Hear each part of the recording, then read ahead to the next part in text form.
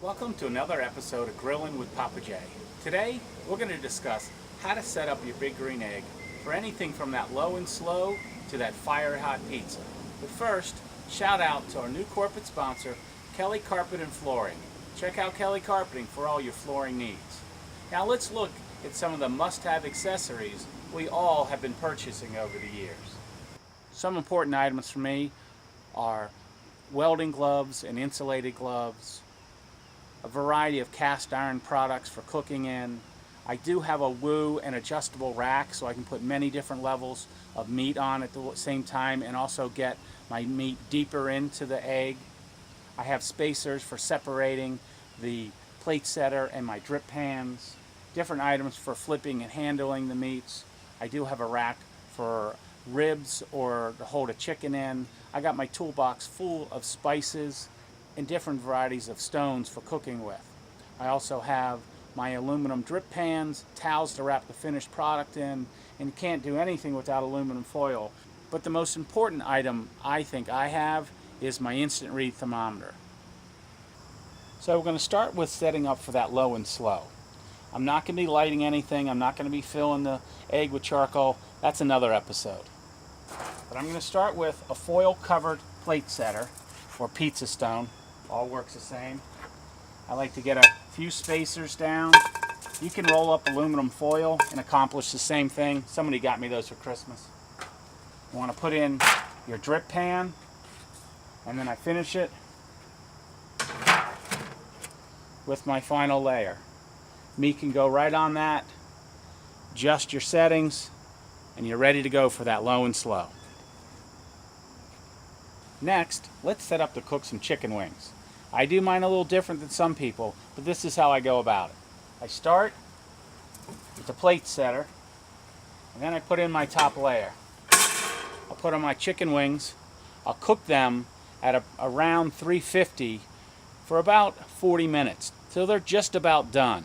I use my instant read thermometer to make sure I'm at a safe temperature.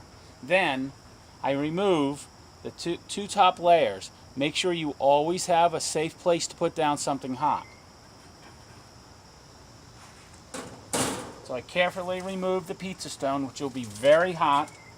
I put the pizza stone in a safe spot, and I return my chicken to the egg. The egg will be cranked up now to like that 450, 500, and I'll brown all the chicken wings. Perfect way to finish off your wings. Let's say I want to cook a steak and I want to get that right down near the coals. Using the woo, I adjust it so the feet are closer down into it. I got some nice hot coals, and I take my smaller ring off my adjustable rack, and it'll fit right down in the woo, and it'll get me way down deep into the egg and get me right next to those hot coals. Let's say we want to do a couple racks of ribs. We don't have enough for a single layer. I need to go to the adjustable rack. I'll start with the pizza stone.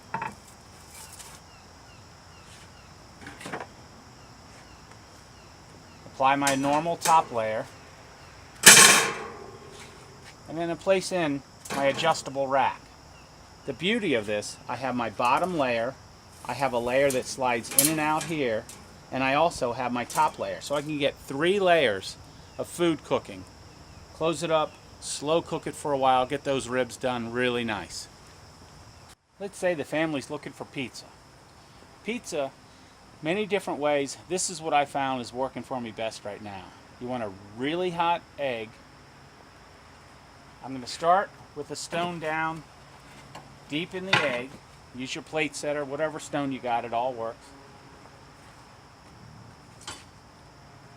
Top it with your grill. I like to use my adjustable rack. And this is where I do a little variation. Sometimes I won't put up a second pizza stone. Other times I will. Either way, you have to make sure you let that egg get fully to temperature and make sure these stones are fully to temperature as well. That'll give you your best pizza. With the radiant heat coming off the top, it allows your top of the pizza to cook at the same rate that the stone is cooking your crust. Try the pizza. Everybody always likes pizza off the big green egg. How about let's roast a chicken? I start by my plate setter, or any pizza stone covered in foil. Next, I add my spacers for my drip pan,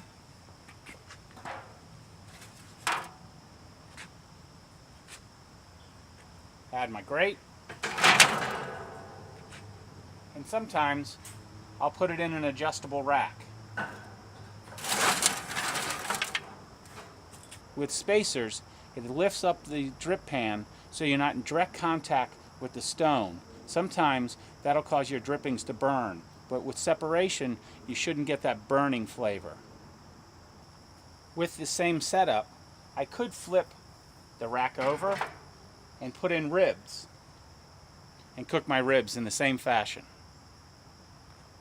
Remember, with the woo in place, it allows you to make adjustments to raise up your grate a little bit higher from the coals or drop them a little bit lower. When I do pork medallions, they cook rather fast.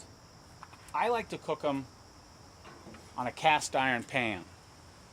I let the pan get real hot up to temperature, and then I cook them right on this, slowly flipping them as they come up to temperature. With cast iron, I also have a few pans that I've cut the handle off. Allows me to get them in the egg and still have room for other items when I'm cooking. If I want to saute up some onions or cook some potatoes or do asparagus in a pan versus right on the grill. I find this to be rather handy, and it fits nicely into my Mini-Max as well when I'm traveling. So those are just a few options you have for setting up your big green egg. There's many ways to accomplish what I've done. This is what's working for me right now. I change it up all the time. Experiment with some of these ideas, change them, adapt them for what works best for you. I hope you enjoyed this episode of Grilling with Papa J. Roll Tide.